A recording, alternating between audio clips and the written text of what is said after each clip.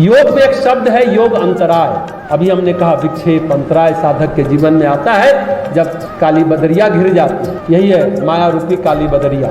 योग में एक शब्द है योग अंतराय। एक अंतराय आया भर्तृहरि के जीवन में, महाकाल के उपासक सात्विक भर्तृहरि पर पिंगला नामक अंतराय आया। उनके मोहजाल में ऐसे उलझे कि भर्तृहरि राजपाट भूल गए। लक्ष्मण जैसा भाई संयमी था विक्रमादित्य, जैसे लक्ष्मण को स्त्री सम्मोहित नहीं कर सकती थी, वैसे ही विक्रमादित्य को भी कोई सम्मोहित नहीं कर सकता। परिणाम क्या हुआ? राजकाज विक्रमादित्य ही चलाते रहे। विक्रमादित्य के बारे में भी जानना आवश्यक है। दोनों भाई हैं, दोनों प्रतापी हैं, दोनों भगवान के दूत हैं, लेकिन देखिए योग अंतराय आता है, विक्षेप आता है, कैसे बदलाव आता है। विक्रमादित्य का बदलाव नहीं आया, भर्तृहरि में बदलाव आया। विक्रमादित्य बहुत दुर्धर्ष साधना करते और साधना करके उन्होंने 5 शरीर सिद्ध कर रखा। पंच शरीर बोलते थे वहाँ, पंच शरीर से वो काम करते। उनका एक शरीर हमेशा घनघोर तपस्या करता था, एक शरीर तंत्र साधना करता था, एक स्थूल शरीर से युद्ध और शासन करते थे, एक से योग साधना भी करते थे, और एक 5वां शरीर सूक्ष्म शरीर से प्रजा का हालचाल लेने के लिए जासूसी करते थे। और उनके साधना के अलग अलग गुरु भी थे। विक्रांत भैरव, आप उज्जैन जाएंगे तो सब जगह उसका नाम, कहाँ उनका आश्रम है विक्रांत भैरव, उनके तंत्र साधना के गुरु थे। और गोरखनाथ योग साधना के गुरु थे विक्रमादित्य के, और स्वयं विक्रमादित्य भगवान विष्णु के पार्षद थे।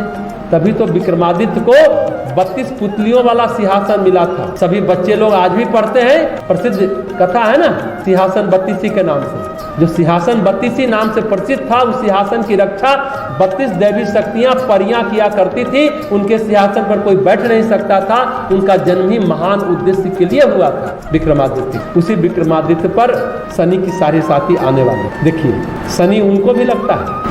जब खत्म हुआ था तो शनि से पूछा था विक्रमादित्य ने कि आपने किन कर्मों के कारण मुझे सताया, 7.5 साल की यातना क्यों दी? शनि हाथ जोड़ करके बोले कोई कर्म नहीं थे आपके, हमने आपके आराध्य महाकाल की आज्ञा से आपको सताया, ताकि विक्रमादित्य को और तपाना है और तेज पैदा करना है उसके अंदर। बहुत महत्वपूर्ण बात। उसके द्वारा अभी युग का परिवर्तन करना है, महाकाल की आज्ञा से हमने आपको सताया। और जो काम उससे करवाना है उसमें उससे कठोरता पूर्वक रहने की आदत होनी चाहिए। आप तो फिर शरीर छोड़ने के बाद तो पार्षद हो जाओगे भगवान विष्णु के। तो ऐसे थे विक्रमादित्य और भर्तृहरि, महान योगी आत्मा थे। हाँ, कुछ कर्म दोष था तो पिंगला के कारण उनके जीवन में जो अंतराय आया, अभी जो माया रूपी स्त्री की निंदा वाली जितनी चौपाइयाँ हम लोग 2-3 दिनों से कर रहे हैं, वो भर्तृहरि के जीवन में उतरा। यह विषय जन सुख देने वाली स्त्री हिम ऋतु के तरह कमल पुष्प को जैसे जला डालती है, भर्तृहरि भी मुरझा गए। कल जिस चौपाई की चर्चा हम लोग कर रहे थे, और पाप रूपी सुख देने वाले उल्लुओं के समूह रूपी स्त्री घोर अंधकार रूपी रात्रि है। पाप रूपी उल्लुओं की चर्चा अभी हमने शुरू में की। पाप रूपी उल्लुओं के समूह रूपी स्त्री घोर अंधकार रूपी रात्रि है। बुद्धि बलशील मछलियों को स्त्री रूपी बंसी अपने में फंसा लेती है। ये माया रूपी स्त्री की बात गोस्वामी जी कह रहे हैं, उनका शिकार कर लेती है। रानी पिंगला ने भी यही किया, और रानी पिंगला को घोड़े के अस्तबल का रखवाल अनूप से प्रेम हो गया।